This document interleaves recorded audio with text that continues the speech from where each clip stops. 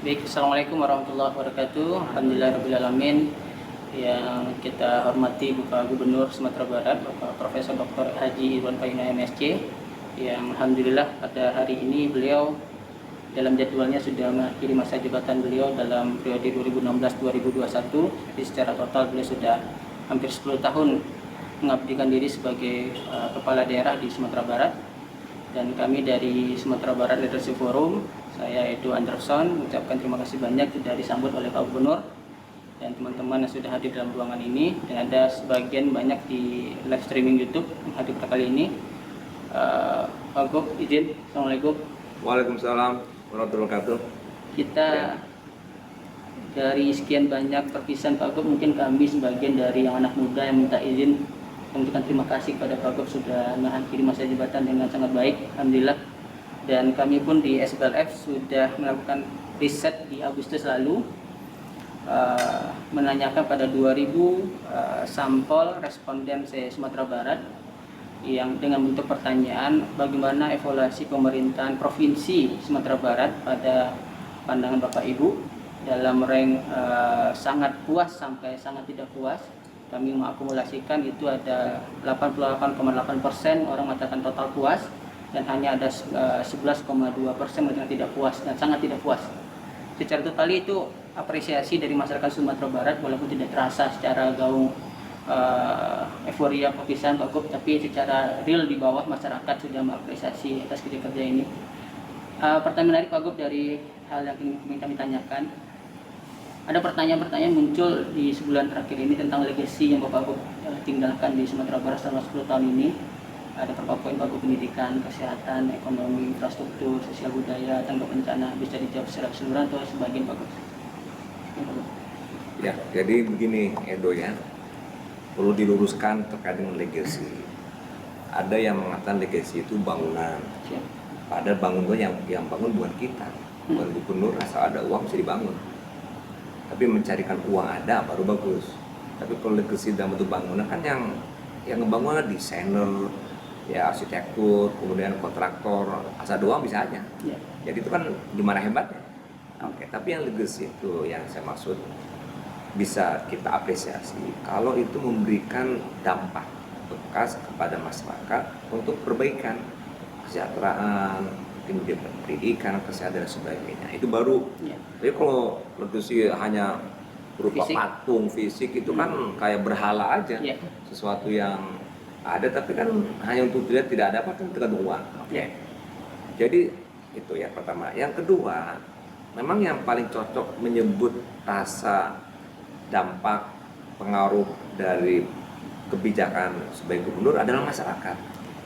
Jadi nggak mungkin juga saya akan menyatakan, oh saya merasa enggak dapat ini, padahal praktek ini tidak merasakan sesuatu. Jadi sebetulnya kacamata menilai sesuatu itu dari masyarakat, bukan dari kita. Kalau saya cuma satu aja, usaha terus doa, udah itu aja. Usaha maksimal plus doa, udah. Hasil terserah pada Allah. Allah yang menilai dan masyarakat yang menilai. Nah jadi itu, kalau misalnya mau dipaksa juga begini ya, saya ingin gambarkan saja. Ya. 2010 itu adalah masih tanggap darurat, belum masuk rehab rekon akibat gempa plus tsunami Mentawai. Kalau dari segi pemerintah, ya dari segi pemerintah, kita opini keuangan kita disclaimer. Ya. Nah itu saya berubah dari disclaimer naik WDP, naik WTP, sampai sekarang WTP terus. Nah jadi itu legasi juga, memberikan sebuah cara kerja, sistem, konsep untuk bekerja dalam pelaporan keuangan yang benar. Sehingga untuk ke depan tinggal nerusin aja. Jadi gubernur yang ke depan tinggal meneruskan apa yang sudah saya kerjakan. Orang-orang udah siap, udah mampu dan bisa.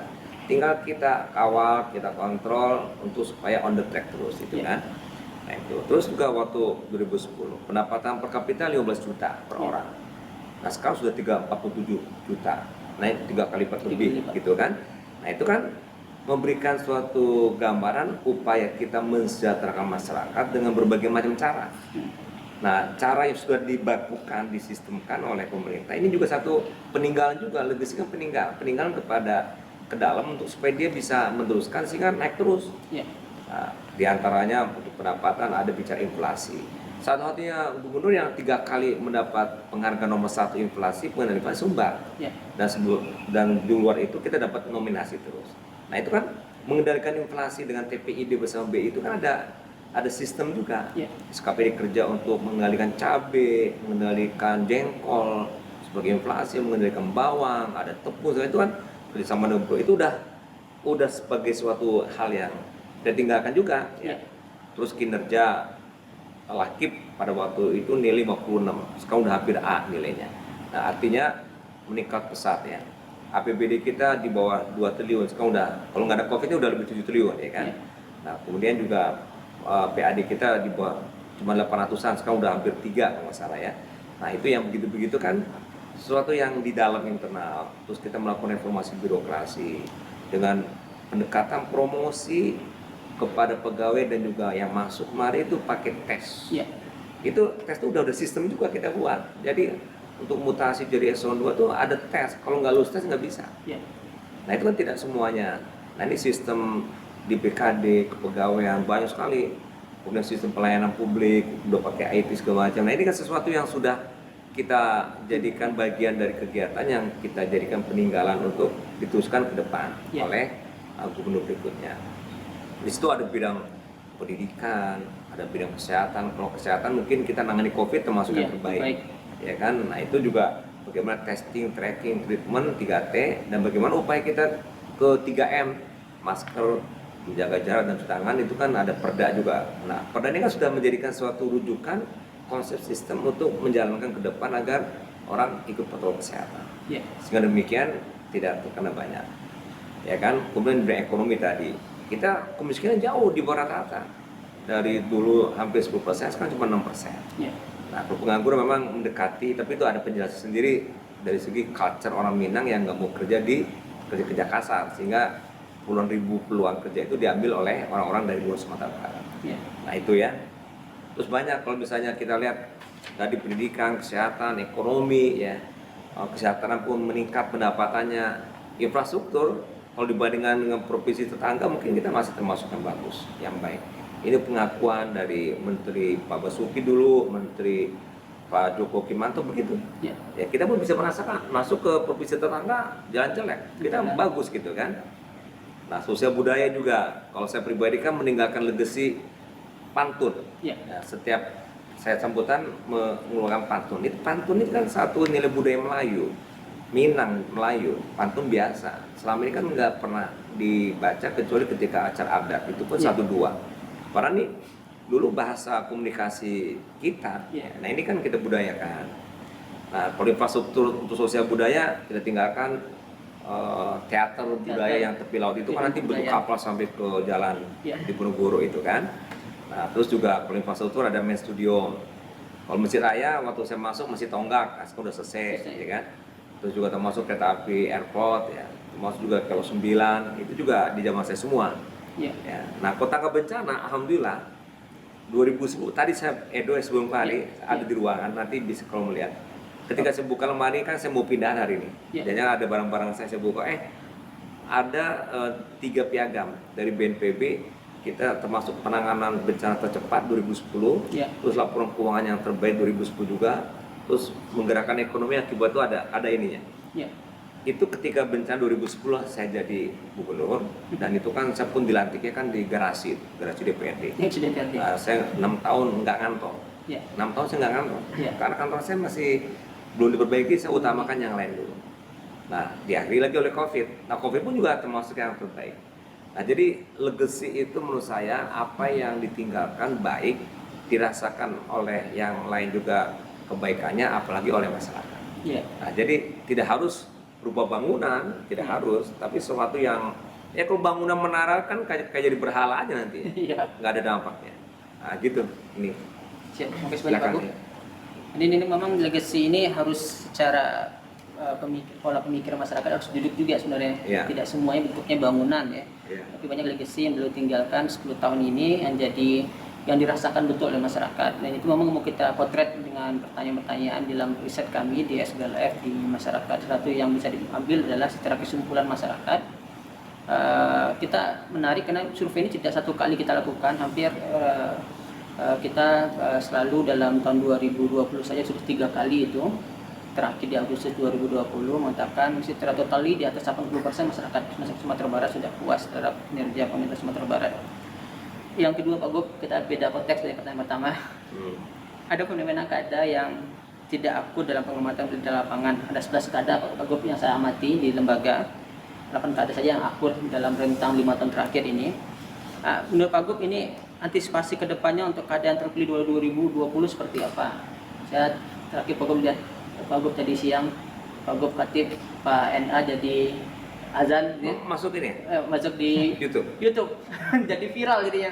Oh iya, viral. Sama Jasman kali ya? Sama Pak Jasman. Oh jadi saya lagi khotib, Pak Nasrul Alif langsung datang ke depan azan.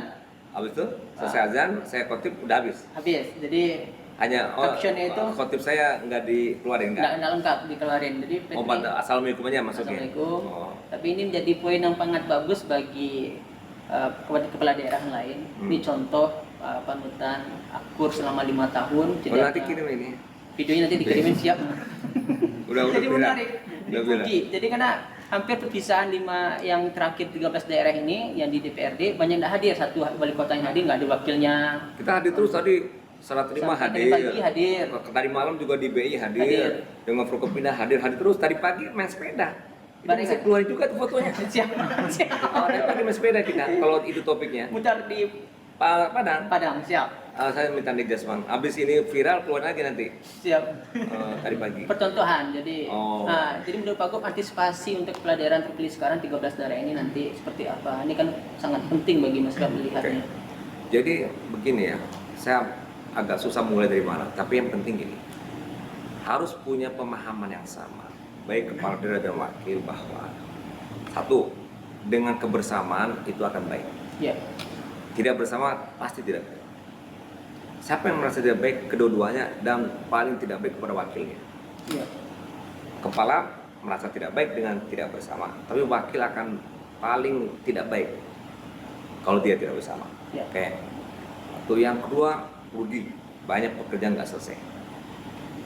Nggak bisa kita ngerjain sendiri. Saya aja bukan main banyak kesurat. Itu terpaksa Pak Wagub wakili, Pak Wagub wakili, rapat pun Pak Wagub nih tolong selesaikan, ini rapat dengan SKPD, saya di sini. Jadi kan kalau dua kan double garda. Iya. Luar biasa dampak. Jadi kerja dua itu kan. Iya. Kalau konflik kan kerja sendiri. Iya. Capek, hasil nggak ada. Potensi yang ada di wakil nggak kepake. Rugi dua-duanya, rugi masyarakat. Nah, itu yang harus dipahami dulu oleh mereka yang kepada wakil. Dan catatan satu lagi sebagai ancaman, kalau kelihatan ke publik dia konflik, pilkada lagi berikut besar kalah, kemungkinan besar kalah. Nah yang dimenangkan mungkin yang dia cooling down, dia tenang, dia nggak ngelawan, dia nggak ngerespon. Nah itu mungkin dia akan mendapat simpati. Mungkin apakah bahasanya dia dizolimi atau apa. Tapi intinya dalam perjalanan itu nggak pernah. Jadi pemahaman itu harus ada di antara keduanya.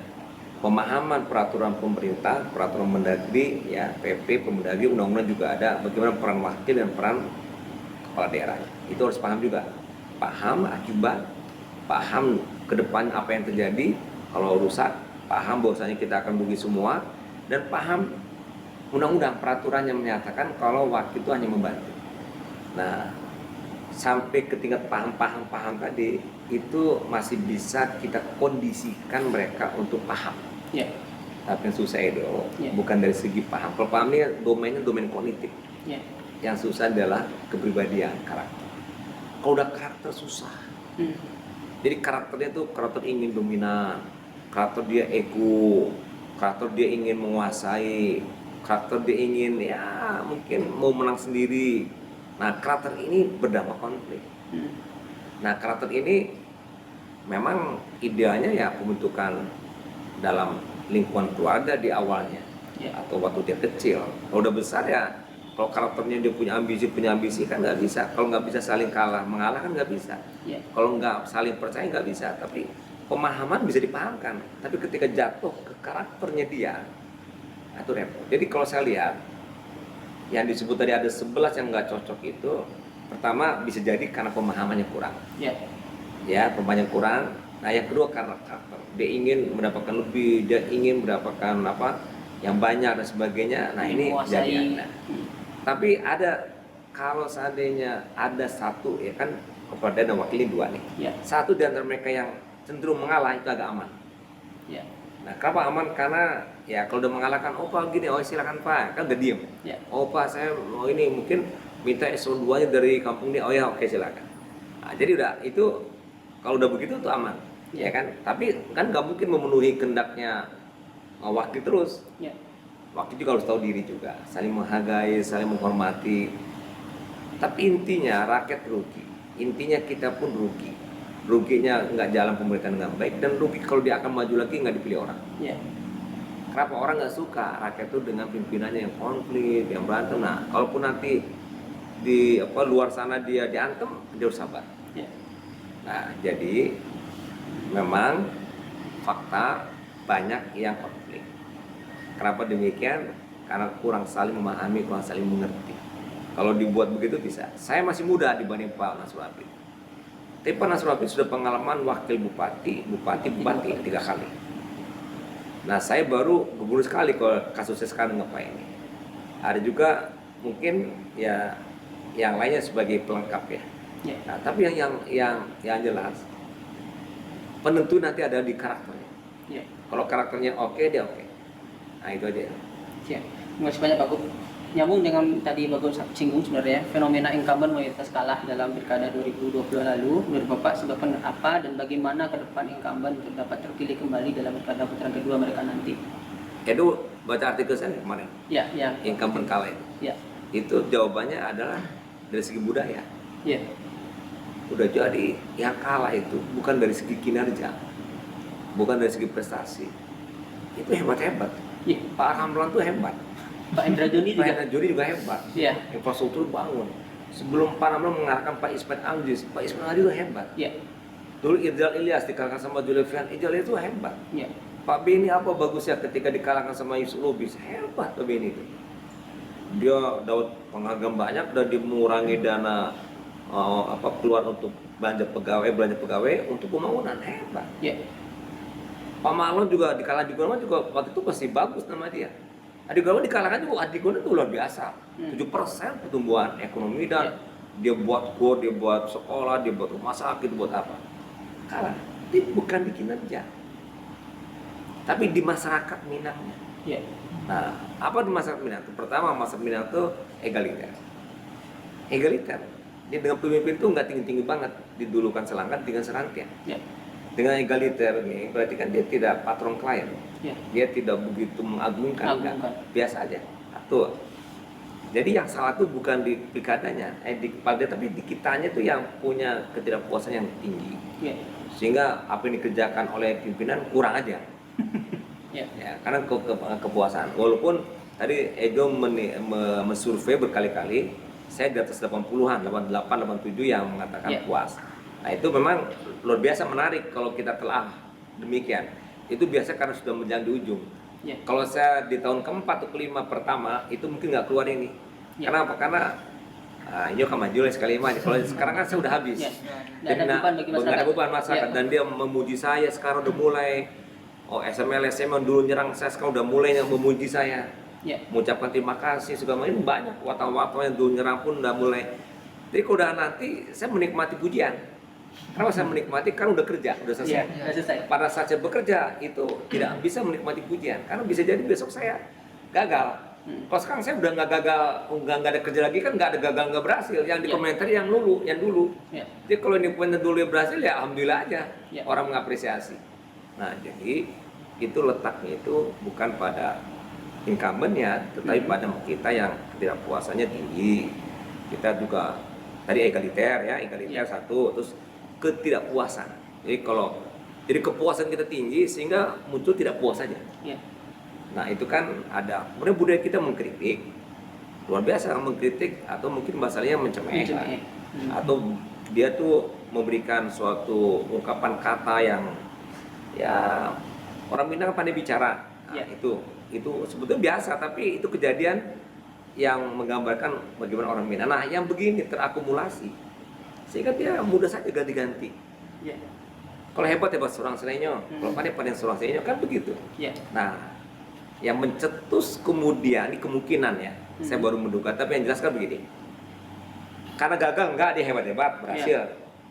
Tapi karena budaya, karakter orang Minangnya yang melihat pimpinan tuh egaliter, dia melihat sesuatu tuh tidak puas, maka dia merantau. Karena kalau orang Minang nggak puas kalau di kampung, dia mesti merantau. Kalau merantau, ketidakpuasannya bisa ditingkatkan. Kan banyak yang dikerjain kan. Nah, oke, itu. Nah, kemudian akan diperkuat. Tadi saya bilang ini belum saya survei. Kalau kepala daerah sombong, orang Minang tuh anti sombong. Orang Minang tuh paling anti dengan orang sombong. Maka tadi, kalau yang sombong yang mengatung kayu kayak seorang sawan dan kita. Kalau yang sombong mengatakan dirinya pintar seorang awan dan ganyur. Kalau kita yang sombong yang bangganya, bagaknya segala macam, awan dan kalawan. Oh yang sombong dirinya cantik gagah, awan dan kenyur. Oh banyak pitinya, awan dan endah minta. Nah, jadi itu orang Minang itu begitu. Nah kalau itu yang kejadian ada misalnya di kepala daerah, nah itu semakin jatuh suaranya. Orang Minang itu anti. Orang Minang sukanya apa?